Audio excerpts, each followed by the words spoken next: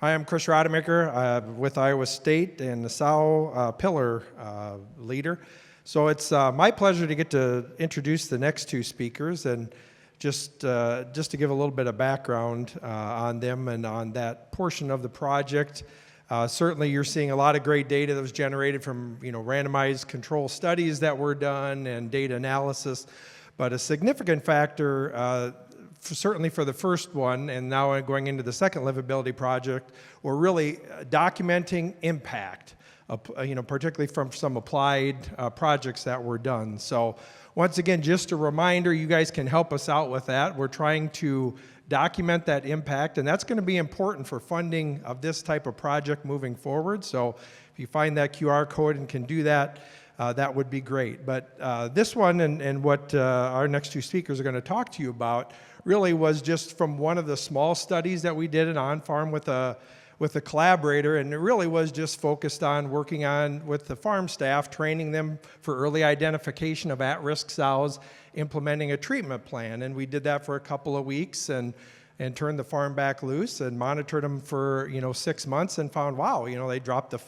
sow farm mortality from 17% down to about 12.5%. And then that system kind of took that along with some other initiatives that they did and ran with it and saw a reduction. And lo and behold, that information was presented. Another system adopted that, and another system adopted that. Now we've got about 500,000 sows that have seen 3 to 4% reduction in annualized sow mortality reduction, by implementing some of their factors. And what we wanted to have them talk to you about is what they kind of did. Each of them kind of tailored it to what worked in their operation. So we wanted to really have them talk to you about what they kind of learned. So we got two speakers to talk to you about that today. We've got Alex Umbaugh. Alexander's been with Iowa Select for the last 7 years since his graduation from Iowa State University. He's held various roles within Iowa Select, including helping to start up a 7,500 sow unit, managing the breeding department. He's worked as a body condition specialist, evaluating sow condition scores and feed usage. He's also worked as a sow retention specialist, spending a lot of time, and that's really where he's going to talk to you about today. And then we also have with us Carlos Roudergue.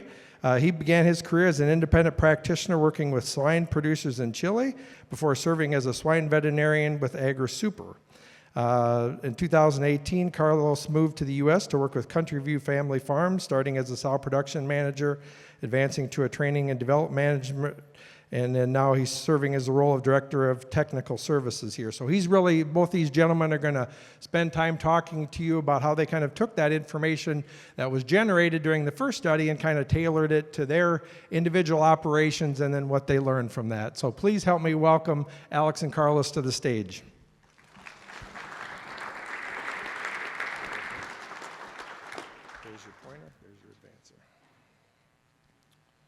All right. Well, thank you, Chris, for that great introduction. Good morning, everybody. My name is Alex Umbaugh, and I'm currently the research supervisor for Iowa Select Farms. I've worked for the company for about 8 years now and had a handful of different various roles within the company. I started as a GDU intern back in 2017. I worked at a handful of different sow farms, mainly in the breeding department. I've also worked as a body condition specialist, a sow retention specialist where I got to know Chris and the Iowa State team. I've also worked as a sow farm manager and helped start up some farms, and then recently transitioned into the research farm supervisor role.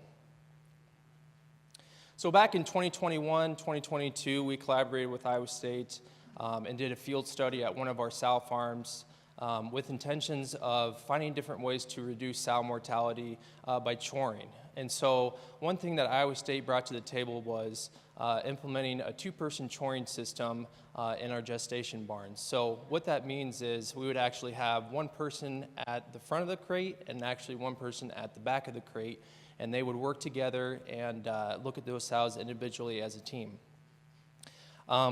So when we did that, we did this for an extended period of time and actually had someone come in and monitor that. And with that study, we actually found that it was a 4.25% reduction in its sow mortality, taking it from a 16.75% all the way down to a 12.5%, which would be the target for that sow farm. And most of the sows that they had identified during that study were either lambs or suttons. So we know it works. We know it's something that we want to implement across the board. So where do we start? What can we do to maybe do a small trial of ourselves? So what we did was we picked the bottom 25% and said, okay, we're going to implement this on 11 farms. And so we took it one step further and actually implemented it not only on the gestation stalls, but we implemented it in the farrowing crates and in the pens. We felt like it was something that would be beneficial in the pens just because we have a large percentage of our sow farms that have open pen gestating. And if we do have a sow that needs pulled out, we can pull her out as soon as we find her versus waiting towards the end of the day to get her out, and sometimes that might not happen. So the first step that we did was actually go ahead and send out the SOP to these 11 farms. That way they could digest it and kind of go through it with their teams and see what they want to do and how they want to build this into their routine each morning. And so it's pretty self-explanatory on this slide here. You'd actually have one person in the front, one person in the back, and they would chore side by side. And then the same thing here in the pens. One person would walk the alleyway. One thing with this person in the alleyway, they would actually go ahead and actually take treatments with them. And so if they run into a sow that needs treated, they could treat her as soon as they find her, instead of giving the treatment information to the person that does it, usually after lunch. So here's some of the results from those 11 farms. So as you can see, most of these farms made a pretty significant reduction in sow mortality just by timely identification and taking the time to chore in the two-person choring. And so most of these farms had a very good results. And an important note here is none of these farms were in a health struggle. So very good results from these 11 farms that we tried them on. So one thing that we did after we saw the results from these 11 farms is we want to roll this out to the rest of the system. But how do we do that?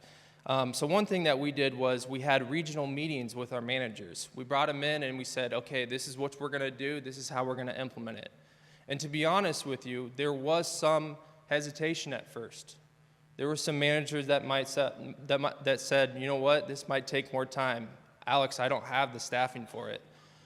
So we answered those questions up front, and we made it a little more flexible and maybe a little more farm specific for each farm. You know, maybe a farm is at 7 people versus 12. Well, maybe we can go ahead and chore, instead of the whole farm, maybe we can just chore certain areas of the farm. Maybe we can chore just the day 1 rooms. Maybe we can chore the hospital rows. Maybe we can chore the pens that we recently made with 2 people. So we were a little flexible with that, and we were farm specific with that. And so I think we got a lot of traction with that once we had those regional meetings.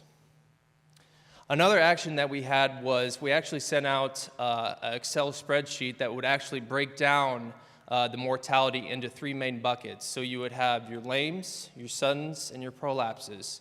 And this would be an average of those farms. And that way we could actually go ahead and look at those farms and say, all right, farm B is high in lambs. So that's maybe a farm that we want to spend some more time on doing the 2-person choring.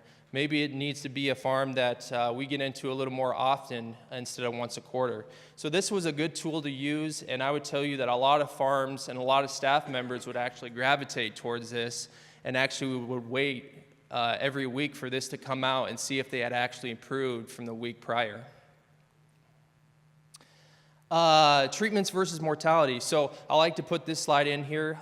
This is showing the number of antibiotic treatments given before the 2-person choring was implemented, then after the 2-person choring was implemented. So as you can see, there was 27,244 antibiotic treatments given, and then we also had a reduction of 1,131 sows, which would be about 2.5 sows reduction per week over the course of that time. So a lot of encouraging A lot of encouraging things there on that slide, and definitely made a large impact. So I like to put this slide in here. This is a farm that maybe had some hesitation up front, maybe said, I don't think it's going to work. So this would be a farm that I spent more time at. So, what I did was I tried to gather the farm staff, whether that be in the morning or at lunch, and just say, you know what, guys, we're not going to see results right away. It's kind of like a diet, right? You have to work.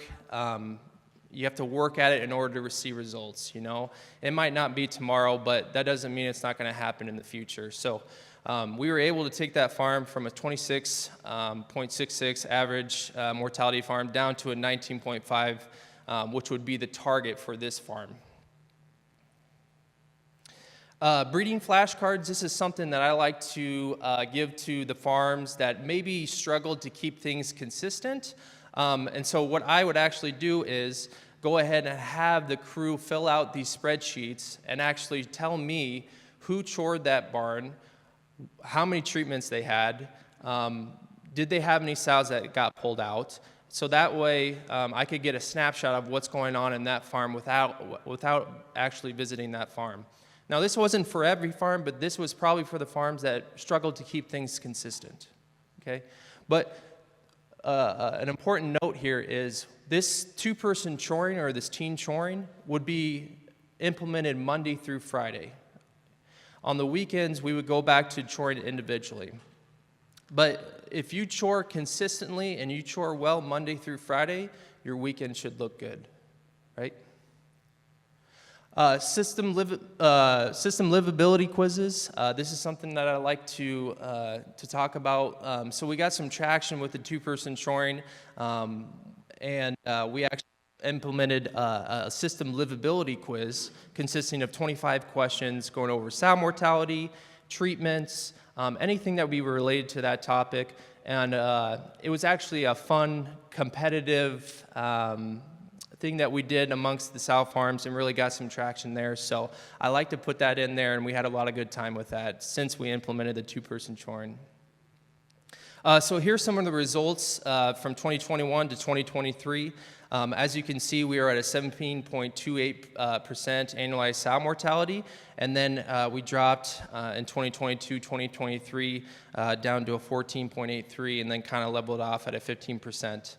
But the side note here is there was other things that we did to influence this. We changed the way that we made pens. We changed the way that we fed sows pre-farrow. We changed some things revolving around condition scoring.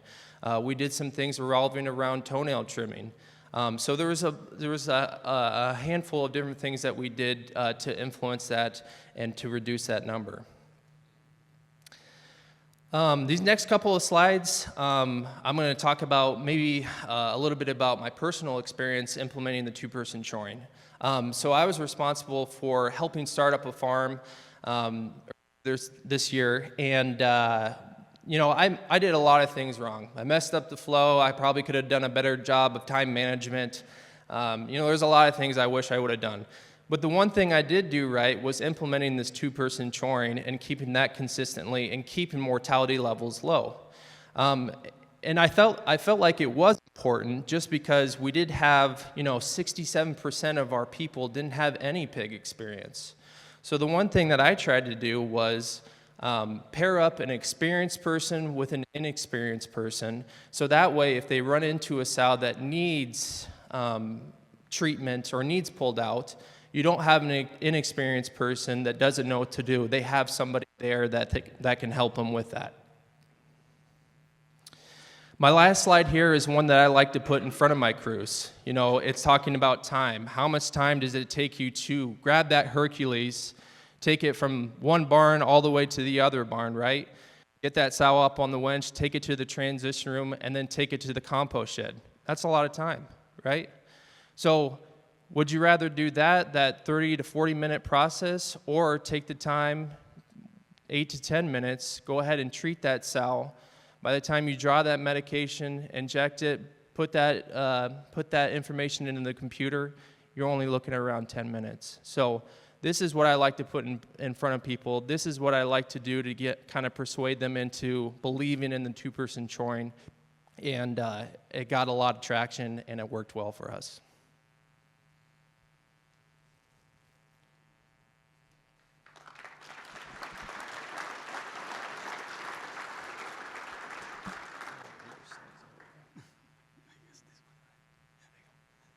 All right. Thank you, Alex.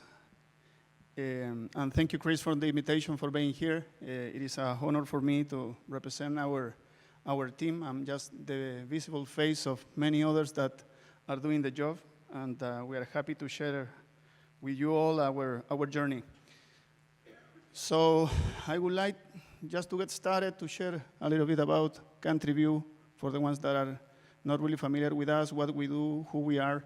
So Country View Family Farms is the animal procurement division of Clemens Food Group, a company with more than 130 years in the industry. In particular, Country View, we are one of the top 11 hog producers companies in the US, 450 team members, 150,000 sows, owned and managed, and over 350 growers working with us. Together, we market about 3.2 actually million hogs per year, 24/7 veterinary oversight. And what is our specialty? Our core business is to do different things. So we are proud to say that we do not market a single pound of pork that we can consider commodity. We add value to all what we do. The reason probably why is because 80% of our production is in Pennsylvania, which is a very expensive region to produce pork. So 100% of the farms that we have, and also third-party producers that send hogs to Hatfield and cold water plants, they are 100% group housing. In particular, in Country View, 45% is post-implantation and 55% pre-implantation. 55% of our sows are on ESF systems, and 45% of our production is Prop 12 compliant. So, trying to set the stage for the rest of the presentation, actually, I would like to share with you something that drove a lot of the thought process during this journey of what I'm going to share with you, the Sow Specialist program. So this is a book that we read, actually, Jesus Cerros, director of sow production in Pennsylvania, and we were reading and discussing about this book 3 years ago. And it was a good coincidence that actually, at the same time we were reading this book, Dr. Chris Roudergue presented the Sow Care Specialist program in Lehman Conference. So that actually created a lot of the discussion we had back then, because in this book, the core message is how to manage complexity.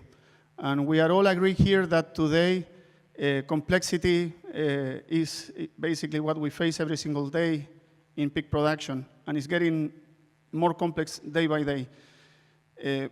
But I would like to center actually in chapter 3, the book, if you have a chance, read it, I highly recommend this book.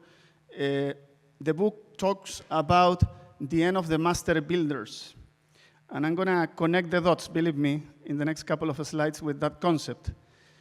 When it comes to managed complexity, what do you think is in common in between these two pictures? This grade 2 construction, what they have in common? Any thoughts? No? Okay, that's fine. So both took centuries to get completed, involving actually several generations. Original design, construction, everything was led by just few individuals.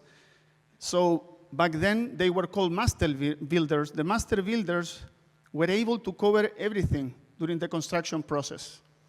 And success did not depend on a specialization. Actually, it was highly needed to have someone knowing a little bit of everything, you know? And that was fine back then. But today, construction is quite different, right? So these two great constructions in Dubai or New York City, they also have things in common today. So they are built in a fraction of a time. Everything goes faster.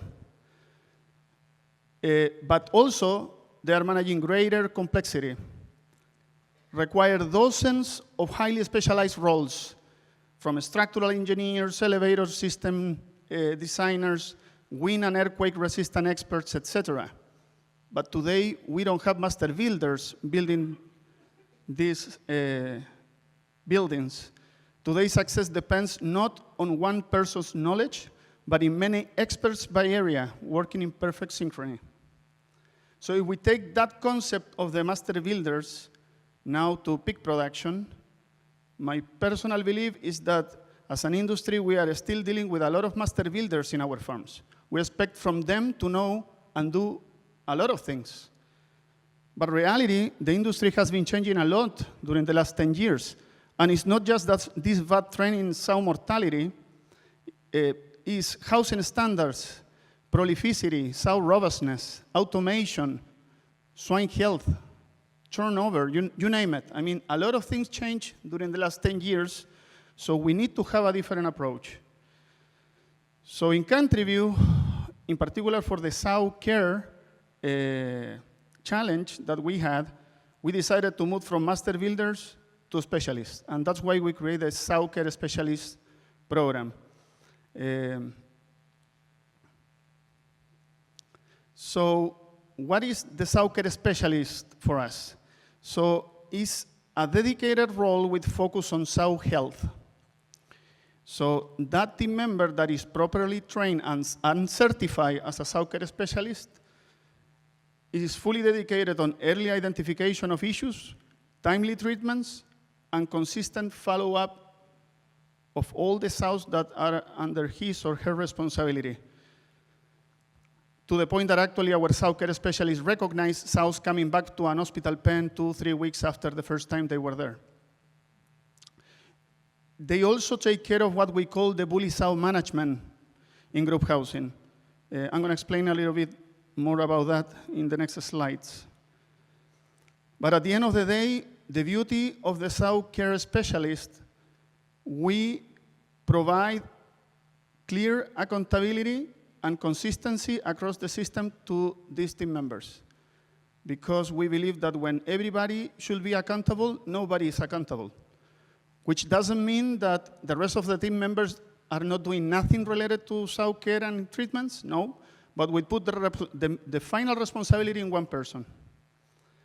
So the role of the rest of the team, like I just said, still responsible for daily chores and health checks, but they are communicating all the issues to the Sow Care specialist.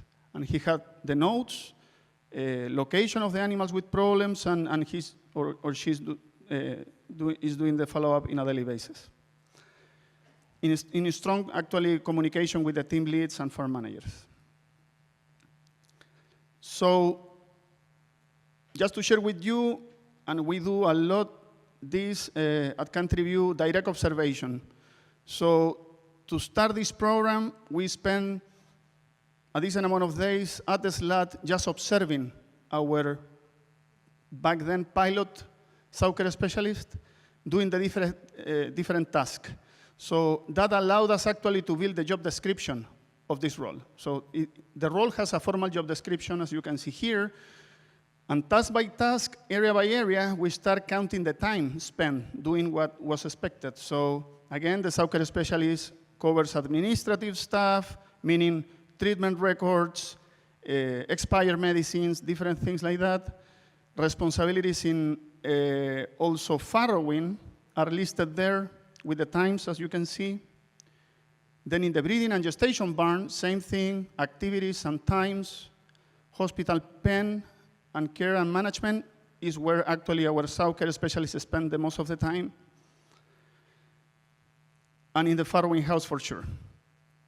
So expectations are clear. Again, our Sow Care specialists are properly trained by the production team and our team, the veterinary team. And we know, by doing this math actually, we know that this is a full-time job pretty much. Average 355 minutes per day, equivalent to 6 hours a day, or in other words, 1.1 hours per day per 1,000 sows is what we spend just taking care of the sows. Somebody asked me one time if this means that we need to have an additional headcount in these farms. Reality, at least for us, was not needed. We just redistribute the task in the other team members, but for the whole team, in every single sow farm, I will say the sow care specialist is like the quarterback. Everybody's protecting that girl or guy because they know the benefit. Again, putting discipline into action. Probably many of you use similar paperwork like this, but this is what we call the green card for sows at risk. So every time we saw a sow with this card, it's because it's at risk. So then we have a checklist that needs to be completed and reviewed by team leads and also the sow care specialists. But here we are recording daily temperature and the progress, general progress of the sows at risk. Today, actually, we are with the beautiful challenge of fine-tuning the identification criteria, because in some cases we have too many cards. For example, in a farrowing house, we are looking, especially in the first week after farrowing, we are looking to have ideally 20% of sows identified as sows at risk. Sometimes we have way more than that. That's kind of overusing the tool, so we need to refine the identification criteria with those team members. Bully sow management, this is all about managing what we call bully sows when we are making a new group of sows in gestation. So what the sow care specialist does actually, every time we are making a new group, that person spends 40 minutes just observing the animals and identifying sows with aggressive behaviors, fighting, biting, etc. And every time they found an animal in that situation, they just make a dot with a paint can. And at the end of those 40 minutes, all the dotted sows are moved for a timeout, let's say, into a hospital pen. While the other animals are recognizing the feeder, going through the ESF, etc. This actually delivered proven results, reducing fallout and overall sow mortality. And now actually we are doing some things trying to identify these animals through the ESF system, rather than just direct observation with several feeding patterns. We are also doing other stuff at Country View, in particular in Pennsylvania, related to hoof trimming. We're also, continuously learning about sow per ESF ratios. And finally, something that I would like to share with you, we are working on some flooring solutions, because as you can see here, anything that calls your attention? Exactly, this is a partially empty pen at the GDU. After we took all the selected gilts to the breeding barn, they had enough room to walk through wherever they want. And then, funny enough, they identify what we call walking trails. They are selecting to walk through the wider section of the slat. So that's telling us something from a lameness standpoint, right? Like, we need to do something different with floors. So that's why we actually, in a trip we did to Europe last year, some of the things we took from that trip was the use of these slat fillers and also different flooring solutions. Sometimes we can see sow farms with floors similar more than a finisher than an European floor, as you can see here. So then now, since I have just a few more minutes left, I'm gonna go straight to numbers. So just to bring a little bit of context, I'm gonna share data with you from the last 3 years of production in Pennsylvania. Why Pennsylvania? Because this region is PERS and PD negative, so no noise, mycoplasma as well. So we have the blessing of having that healthy herd, in particular in PA, 55,000 sows. Over here we have 2 different genetics lines, pretty much 50 and 50%, two different genetics. So we ran a pilot program of the Sow Care specialist from August 2022 in a 5,500 sow unit, and then we scale up the program by the end of the same year.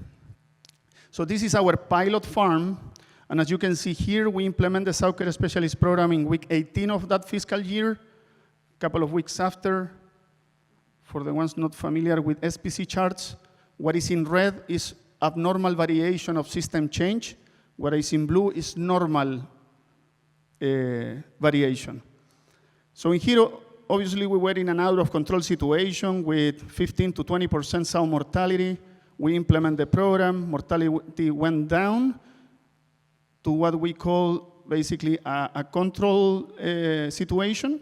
And actually, in the last couple of weeks in this chart, we saw now a good system change, below 10% sow mortality. Detail important here, this sow herd has a genetic that is, having some issues with prolapse. The genetic company is working hard with us to get fixed that issue. But in particular, this sow herd, if I include sow prolapses, the numbers will be crazy. You cannot conclude anything because we have unpredictable spikes with that situation. Different here, these sow herds are different genetic, where the prolapse is not a big deal for us. Same thing. In here, you have all the mortality included. So from January 2022 to August 2025, we implement the program in here, similar response. And this is up to September 26 of mortality data. This farm is running still about 11% sow mortality, coming from close to 20. This other farm, all the mortality included here as well, same story. And the next one actually is one of the ones we found more impactful because still this farm is running single digits in sow mortality, 5,500 sow unit, ESF, group housing, all the things that usually are considered like a risk for sow mortality. We have been learning how to manage all those factors, and today we're very proud about what we are harvesting there. This is including all the farms in Pennsylvania. Again, 50% of the herd is dealing with a prolapse situation. Just getting rid of the prolapse mortality, that's the current status. So long story short, 5% reduction is our experience with this program. 5% reduction in sow mortality over the last 3 years. And in a population like the one we have in country view with 115,000 sows, that represents pretty much a whole sow herd in Pennsylvania, 5,700 sows, which is huge. And there is different ways to calculate the economical value of this improvement, just by improving parity structure, productivity, etc. But probably the most basic calculation you can do, what if I took these 5,700 sows and put them in the cool market, in a cool truck, instead into the composter, you know? Just that is $2.2 million recovered per year.